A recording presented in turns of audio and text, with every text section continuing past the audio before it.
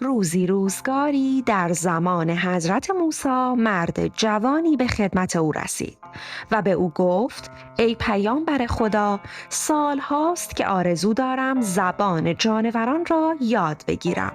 از تو خواهش می کنم زبان آنها را به من بیاموز.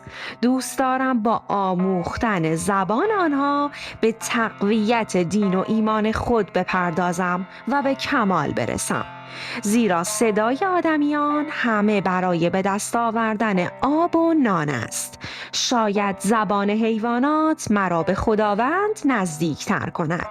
موسی گفت: این چه هوس خامی است؟ از این آرزو بگذر که برای تو خطرناک است. اما مرد جوان دست بردار نبود و مدام اصرار می کرد و می گفت: تو را به آن خدایی که می پرستی آرزویم را برآورده کن. موسی با خدا به راز و نیاز پرداخت و به او گفت: خدایا، این جوان ساده‌لوح را شیطان به بازی گرفته است. اگر زبان جانوران را به او بیاموزم به زیان او تمام می شود و او تحمل آن را ندارد. اگر هم به او یاد ندهم دلش از ما تیره می گردد. وحی آمد: ای موسی، خواسته او را اجابت کن که ما از کرم دعای کسی را رد نمی کنیم. موسی سرانجام تنها زبان خروس و سگ را به او آموخت. مرد جوان از اینکه زبان این دو موجود را یاد گرفته بود بسیار خوشحال بود. روز اول خدمتکارش برایش صبحانه آورد و مقداری از نان خورده ها را در حیاط ریخت. سگ و خروس جلو دویدند. خروس تکه بزرگ نان را با نوکش گرفت. سگ اعتراض کرد: ای خروس، تو همیشه به ما ظلم می‌کنی. آخر تو می‌توانی دانه گندم و جو بخوری، اما من نمی‌توانم. از این مختصر غذایی که قسمت ما سگ هاست هم نمی‌گذری؟ خروس گفت: دوست عزیز، ناراحت نباش. فردا اسب اربابمان میمیرد. مردن اسب جشن شما سگ هاست. تا می توانید از لاشه آن خواهید خورد. مرد جوان وقتی این را از خروس شنید فوری به بازار رفت و اسبش را فروخت. روز دوم باز هم هنگام صبحانه شنید که سگ به خروس گفت: ای دروغگو، مگر نمی گفتی اسب ارباب می میرد؟ پس چرا نمرد؟ خروس گفت: چرا مرد، ولی در جای دیگر، چون ارباب همان دیروز آن را فروخت.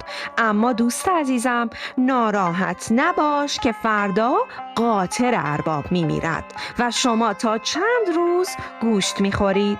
مرد جوان با شنیدن این سخن قاطر را هم به بازار برد و فروخت.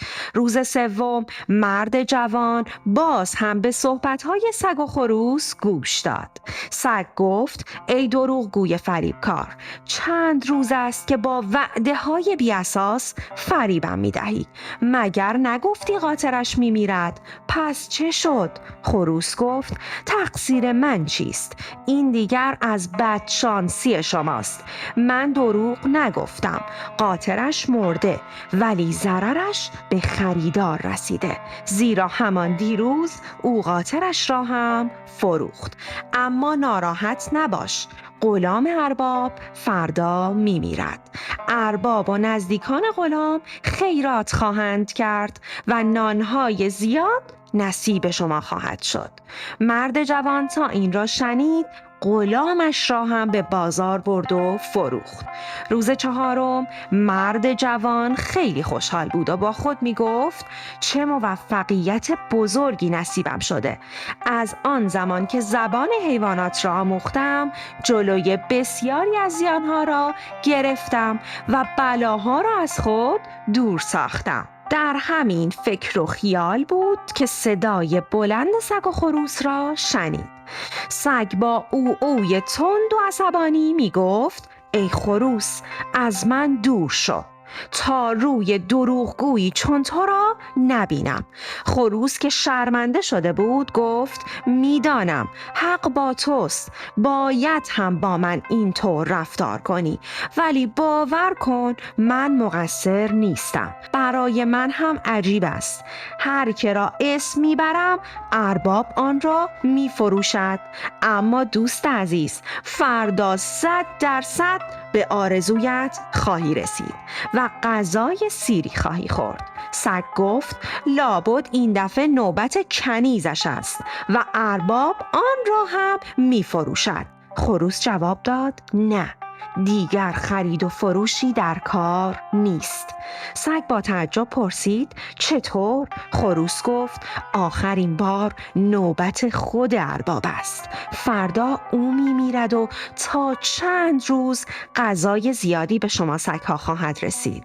مرد جوان تا این را شنید وحشت کرد.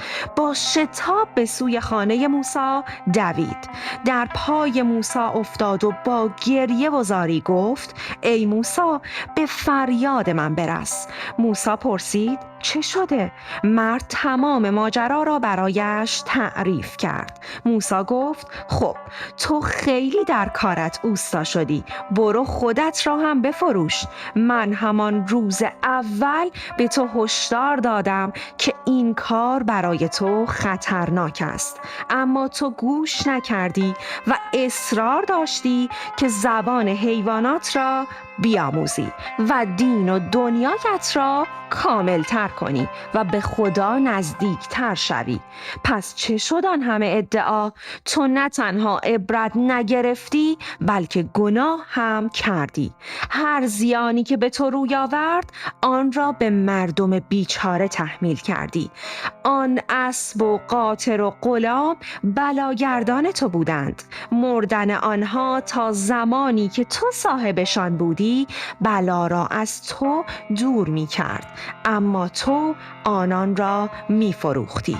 مرد جوان باز اصرار کرد که مرا از مرگ نجات بده. موسی گفت با تقدیر الهی هیچ کار نمی توان کرد.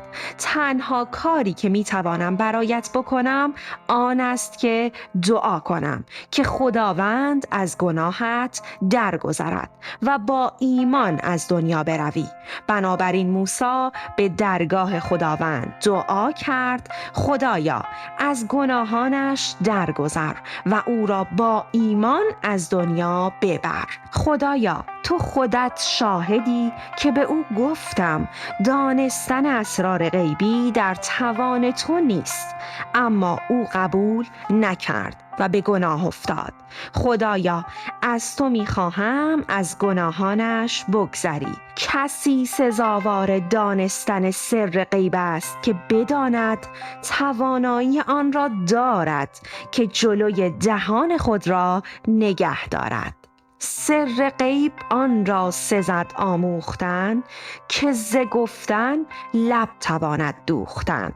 او به دریا رفت و مرغابی نبود، گشت غرقه دستگیرش ای ودود.